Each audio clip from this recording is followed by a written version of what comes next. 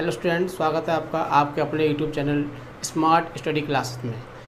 तो चलते हैं आपके अब डायरेक्ट इंडायरेक्ट तरफ। देखिए, हमने इसमें आपको जितने भी रूल्स थे, assertive, interrogative, imperative, exclamatory, objective, सारे हमने आपको क्लियर करा दिए हुए हैं। अब इसके बाद कुछ रूल्स और थे, तो वो हम आपको अब कराने जा रहे हैं।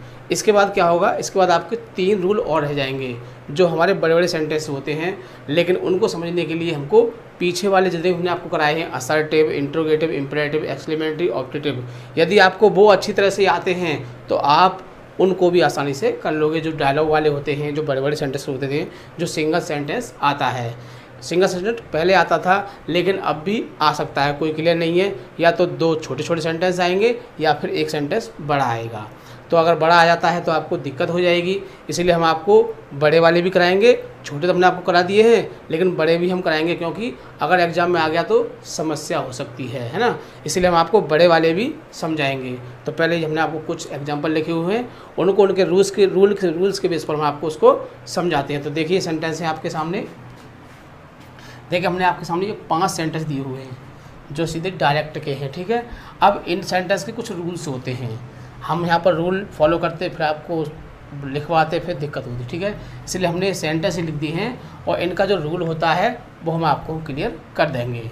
जैसे कि वो सेंटेंस की पहचान के ऊपर डिपेंड होता है, किस पर, सेंटेंस की पहचान के ऊपर। जैसे कि क्या दिया हो इसमें, गुड बाय, ठीक है। Good bye, good night, forward, farewell, adieu, ये शब्द आ जाते हैं तो इसका एक रूल्स होता है। क्या रूल्स होता है कि कॉमा हटा क्या लगाते हैं और सैड के स्थान पर क्या लगाते हैं, इसकी ये कंडीशन होती है।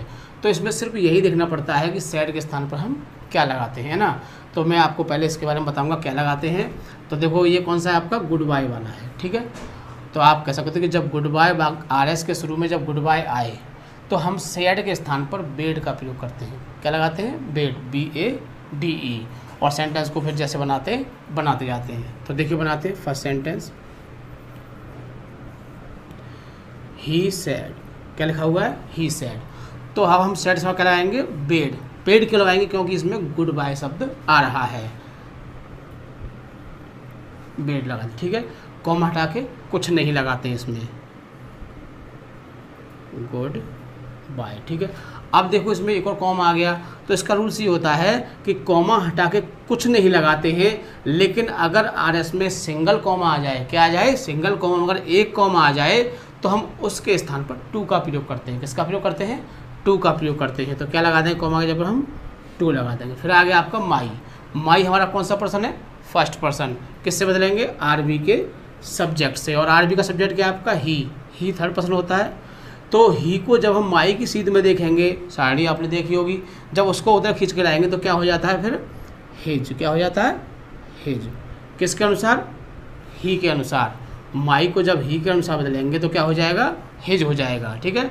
और फ्रेंड का तो फ्रेंड ही रहेगा।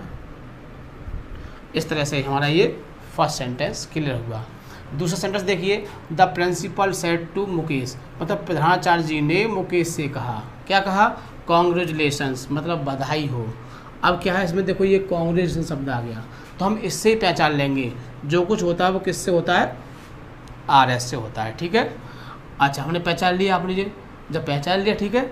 अब देखते हैं थोड़ा इसमें आगे देखते हैं क्या, you have stood first in the class, मतलब तुम क्लास में प्रथम स्थान प्राप्त किया तुमने, ठीक है। अब हमें क्या दिख रहा है, कॉन्ग्रेचुलेशंस। तो इसका रूल क्या होता है कि जब कॉन्ग्रेचुलेशन शब्द आए तो सैड के स्थान पर कॉन्ग्रेचुलेटेड लगाते हैं। क्या लगाते हैं, कॉन्ग्रेचुलेटेड लगाते हैं, टू को हटा देते हैं और कॉमा हटा के हम इसके बेस से चलते हैं। क्या लगाएंगे, ऑन हर या ऑन हिज का प्रयोग करते हैं। किसके स्थान पर, कॉन्ग्रेचुलेशन मान लीजिए या फिर कॉमा मान लीजिए, ठीक है। तो यहाँ से यहाँ तक इसको क्या करते हैं, हम हटा देते हैं और इसके स्थान पर क्या लगाते हैं, on her, on his, on them. वो किसके बेस पर, सब्जेक्ट के बेस पर, ये कौन सा पर्सन है।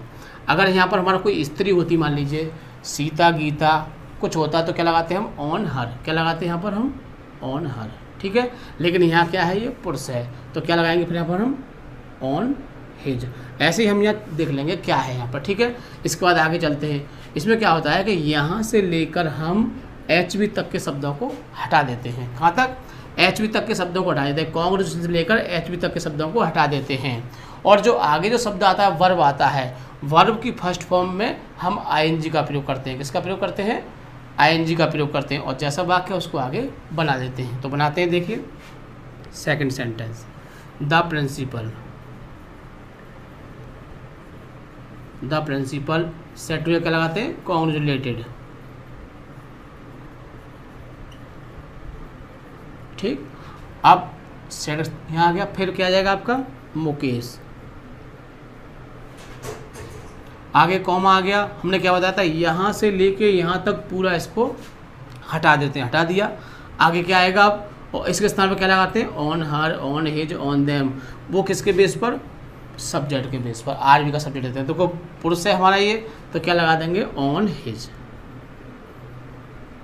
ठीक, यहाँ तक क्लियर होगा। अब आ गया आपका स्टूड। स्टूड की जब फर्स्ट फॉर्म करेंगे तो क्या हो जाएगा, स्टैंड हो जाएगा, ये होगी फर्स्ट फॉर्म। और हमने क्या बताया, फर्स्ट फॉर्म में क्या लगाते हैं, वर्ब में हम आईएनजी लगाते हैं। क्या लगाते हैं, वर्ब में आई, स्टैंडिंग। फिर इन द क्लास। इस तरह से यदि आप इसका रूल लिखना चाहते तो कैसे लिखोगे, देखो मेरी बात सुनना।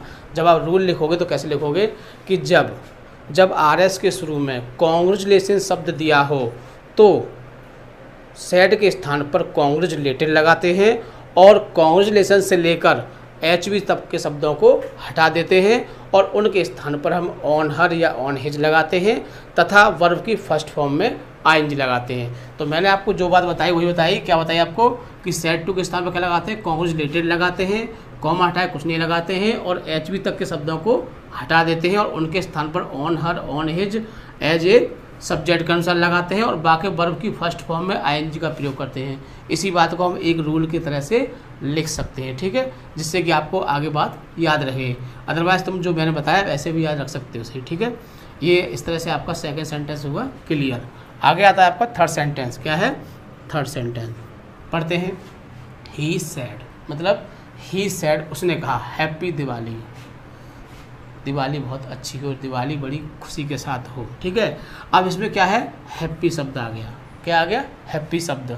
तो अब हमने इसमें एक रूल बनाया है कि जब आरएस के शुरू में क्या है, जब आरएस के शुरू में बधाई वाले शब्द दिए हों, बधाई वाले शब्द जानते हो, happy Diwali, happy new year, happy Christmas और भी बहुत सारे तरह फेस्टिवल होते हैं, हम सबको हैप्पी के साथ यूज कर सकते हैं, ठीक है।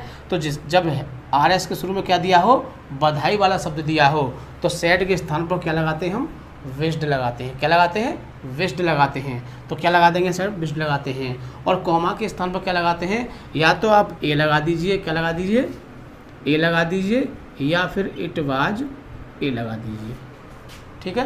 क्या लगा सकते हो, ए लगा दो या फिर इट वाज ए लगा दो। तो जो आपको सूटेबल लगे वो लगा सकते हो। वैसे सूटेबल आपका ए ही है, क्योंकि ए में कुछ याद करना नहीं है। इसमें थोड़ा हमको 3 वर्ड है, थोड़ी दिक्कत भी हो सकती है, लेकिन ए में आपको कुछ भी याद नहीं करना है। तो इस तरह से आप क्या कर सकते हो, इट वाज ए या फिर ए लगा सकते हो, ठीक है। तो बनाते हैं, कैसे बताया हमने आपको, सैड के स्थान पर क्या लगाते हैं, विश्ड लगाते हैं। तो बनाते हैं इसको, ही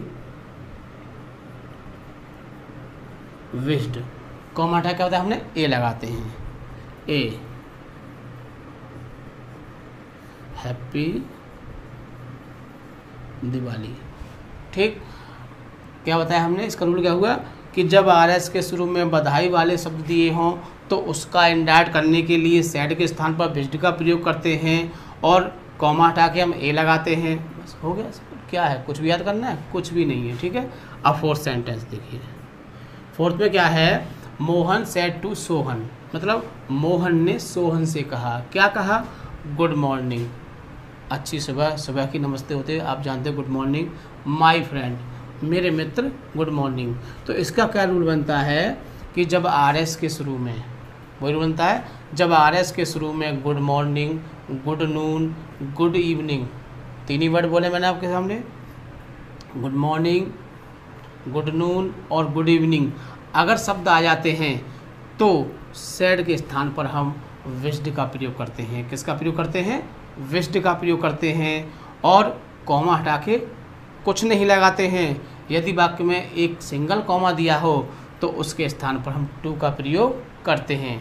जो बात मैंने मुँह से कही आप उसे लिख भी सकते हो मेरे बोलने के अनुसार, तो आपका एक रूल बन जाएगा। उसके बाद इस सेंटेंस को लिख सकते हो, लेकिन आप वैसे भी बना सकते हैं इसको, कैसे कि जब आरएस के शुरू में क्या दिया हो, गुड मॉर्निंग दिया हो। तो बनाते हैं इसको,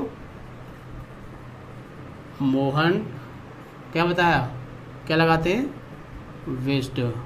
कब, अगर आर एस के शुरू में गुड मॉर्निंग दिया हो। अब टू को हटा देंगे, फिर क्या आ जाएगा आपका, सोहन। कॉम हटा के कुछ नहीं लगाते, गुड मॉर्निंग। अब क्या करेंगे, अब सिंगल कॉमा आ गया, देखिए बताया ना सिंगल कॉमा, तो क्या लगाते हैं, टू लगाते हैं। माई को बदलेंगे, किससे बदलेंगे, मोहन से। मोहन हमारा पुरुष का नाम है, जब पुरुष का नाम दिया हो तो क्या करते हैं, हाँ थर्ड पर्सन में ले आते हैं खींच के, और मोहन की जगह क्या हो जाएगा, हिज। फ्रेंड तो फ्रेंड रहेगा। इस तरह से आपके ये 4 सेंटेंस हुए क्लियर। अब आपका आता है 5th।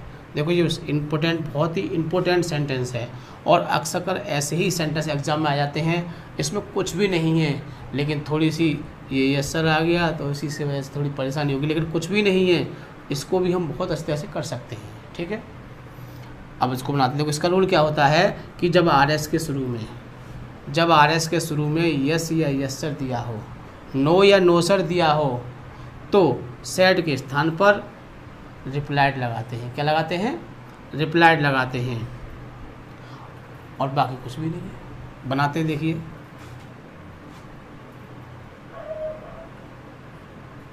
The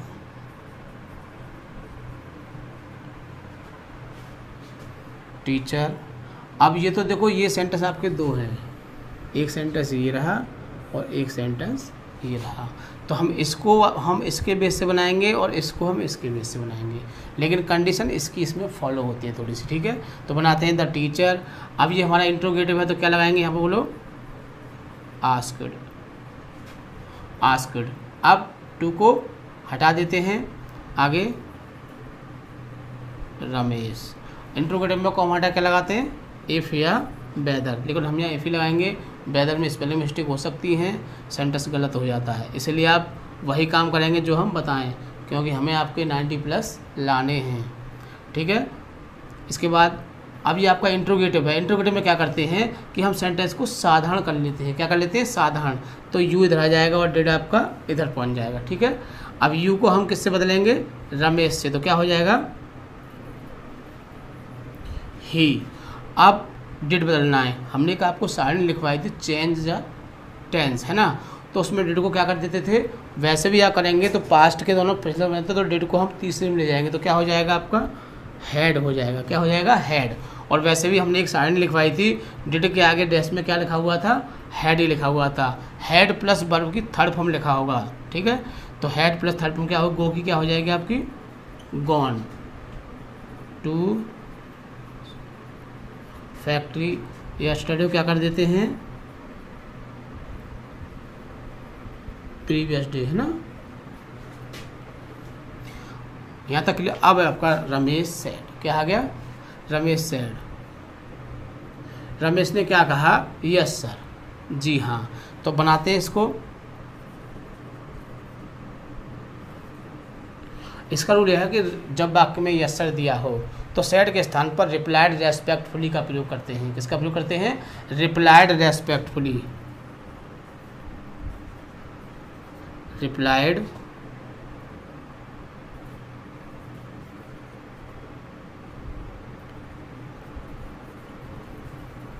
respectfully. अब क्या आ गया, यस सर, कॉमा हटा के लगाए थे, डेट लगाए थे, और यस सर के स्थान पर क्या लगाते हैं, ही हैड। क्या लगाते हैं, ही हैड, ही हैड। इस तरह से ये, अगर मान लीजिए अगर यहाँ पर यस सर न होता, क्या दे देता आपका वो, नो सर दे देता, तो क्या होता, कुछ नहीं, सिंपल। जहाँ यस था हमने क्या लिखा है, नो लिख दिया है, और हमने क्या लिखा था यहाँ पे, ही हैड, और नो सर आए तो क्या लगा देंगे आप, ही हैड नॉट। सिर्फ क्या बढ़ा देंगे उसमें आप, नॉट बढ़ा देंगे। इसमें 2 ही वाक्य होते हैं, या तो यस सर दिया होगा या फिर नो सर दिया होगा। अगर सर भी ना दिया हो, सर को काट दे, तो तुम इसमें रेस्पेक्टफुली को काट देना, कोई परेशानी। अगर सर दिया है तो रेस्पेक्टफुली रहेगा, और सर हट जाए तो रेस्पेक्टफुली हट जाएगा। ठीक है, तो इस तरह से आप इन सेंटेंसों को आसानी से इन रूल जो मैंने आपको रूल फॉलो किए थे बताए थे उनके बेस पर इनको आप बना सकते हो। ठीक है, इस तरह से आपके डायगोनल हुए जो सिंपल थे, जो छोटे छोटे डायगोनल थे, अब आपके वो पूरी तरह से ख़त्म हो चुके हैं। अब आपके पास ऐसा कोई रूल नहीं है जिसका आप इंडेक्ट ना कर सकते हो। आप बुक में से प्रत्येक वाक्य का जो भी आपका अनसॉल्व है, आपके पास सॉल्व है, जो भी है, आप किसी भी बुक को उठा लीजिए, कोई बुक ले, आप हर एग्जाम्पल को बना सकते हो। सिर्फ आपको कौन से नहीं बनेंगे, जो बड़े बड़े कमांड वाले होते हैं, डायलॉग वाले होते हैं, सिर्फ उनमें दिक्कत आएगी। उसके लिए हम आपको 3 रूल्स और लिख पाएंगे। ठीक है।